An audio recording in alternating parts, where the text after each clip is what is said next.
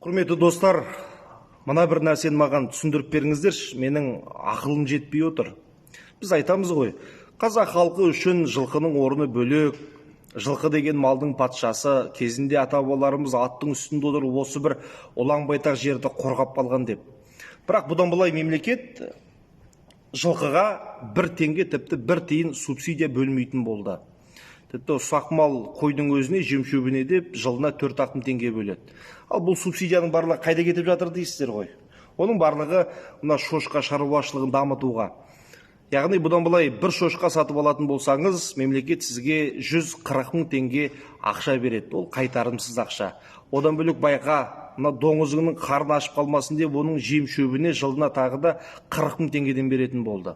Мен түсінем, егер біздегі сиыр, жылқы, қой шаруашылығы дамып кетіп, еттің келісі 300 теңге болып қалса, ол бөлек әңгіме. Әлде шынымен біздің қазақ халқы тек қана шошқаның етін жейтін болған ба? Ауылдағы шопандар онсыз да әрең жүр, жем-шөпке ақша таппай.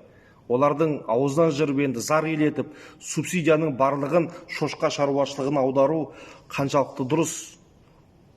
Сіздердің де ойларыңызды білгім келеді. Мысал үшін Моңғолия 4 түлік жылқы мен қойдың санын 90 миллионға жеткізу арқылы да байып отыр ғой. Мен түсінем, бұл субсидия деген аспаннан өзінен өзі жауып жатқан ақша болса, айналып келгенде сізбен біздің ақшамызды осы шошқа шаруашылығын дамытуға бөлу қаншалықты дұрыс? Егер қателессем, түзетіңіздер.